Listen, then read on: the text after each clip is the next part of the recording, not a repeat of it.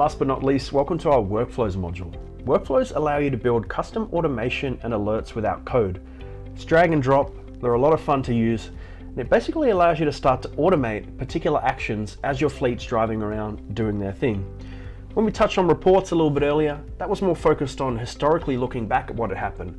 Workflows allows you to take a more proactive action and start to automate the platform to work for you based on what your fleet needs. Best way to explain one is to really jump in and want to have a look.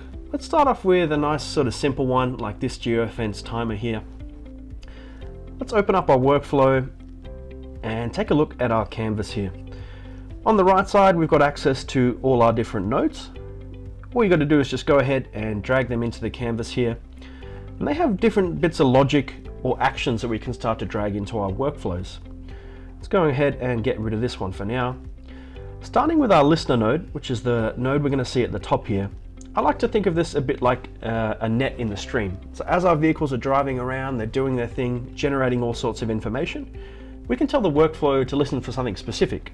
So if we open up our listener node here, for example, we are currently listening for any of our assets exiting a geofence, and we can tell it a specific fence, for example, let's say leaving our home office fence, and we can make it something specific in the fleet.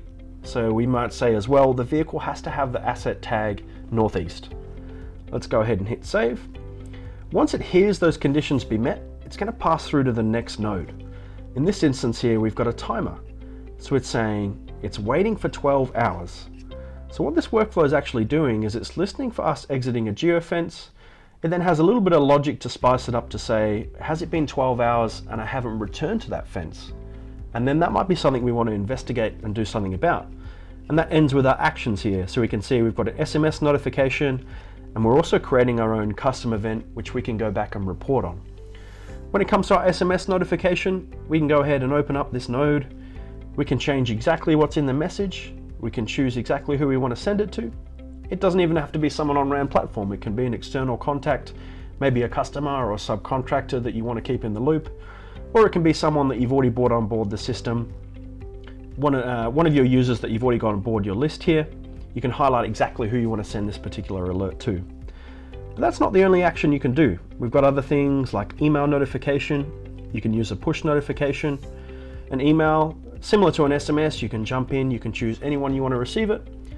You can jump to the message, customize exactly what you want to see or you want to tell the email recipient. If you really want to get creative with it, we even give you the HTML, so you can really customize it and make it your own. One other thing I'll just quickly show you before we jump to a workflow that's a little bit more complex is this node here, our webhook. So another action that you might be interested in is to start to play around with a little bit of integration and automation with some other systems that you may use. Before I show you what this looks like, an important thing to touch on here that we haven't so far in this demo is that RAM platform is what we call API first. That essentially means that every data point you've seen in the recording today is actually available for integration. We know that because we're proving it. So every single time that you use the platform, we're actually accessing our own API. Without getting too technical, what that really means is that the RAM platform has done a lot of the hard work to be ready for integration already. It's nicely organized and documented. And if you have another platform that you want to start to integrate with, a lot of the hard work's already been done. But before we get too far into it, let's just chat a little bit about a webhook. A webhook is a nice, easy way to start doing some early integration, particularly if it's just one key data point that you want. So following on from our example here, let's say that one of our assets has left a geofence. We've waited 12 hours, it hasn't returned to its depot. We're starting to get worried, we want to take a few actions. We're sending an SMS, we're creating an event, and we can also go ahead and hook up our webhook node, and we can send this event to another system. So let's say you've got a transport management system, you've got a health and safety system. You can go ahead, you've got all your basic API methods here, you've got your authentication, and you can send exactly what you want to this particular system. What this really allows you to do, is very powerful in RAM platform, is to create your own automation, kind of drag and drop as you need it. And you can really start to play around with some different options, both from an integration perspective and also a notification perspective. Emails, SMSs, all of this is available to you. You don't need any code to do it. So believe it or not, that's actually quite a nice simple workflow. Just to give you a little bit of a taste of what they can actually do at their full potential. Let's open up one that's got a little bit more going on. For example, this vehicle battery health report. So what this workflow is doing, as you can see, there's a bit more nodes to it. This is listening for all our battery voltage across our fleet. It's then counting if we have a low battery voltage event come through. It's seeing if it happens twice in a row. Maybe if one of our trucks tells us the battery's low, it's going to get driven in the next few days. It's not going to be that big of a problem.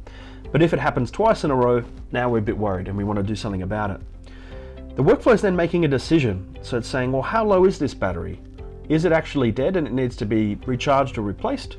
Or is it just low and the vehicle needs to be driven pretty soon? It's making that decision. It's creating custom events to let us know that this is occurring. Ultimately, it ends with an email to someone from maintenance saying, hey, the battery might be dead on this particular vehicle. And it also tags the asset in RAN platform, so anyone who's sitting on the system using it throughout the day can go in there and see that this has occurred. A little bit more going on here. Don't worry too much about kind of all the mechanics of it, but really the potential with workflows is to take whatever's important to your fleet and to automate it. So rather than reporting on it historically, you can lead to some sort of action, whether that's an email, an SMS, sending it to another system. All of that is possible without code, and it's designed for any member of the team to come in here, have a play around with it, and start to set up some cool automation.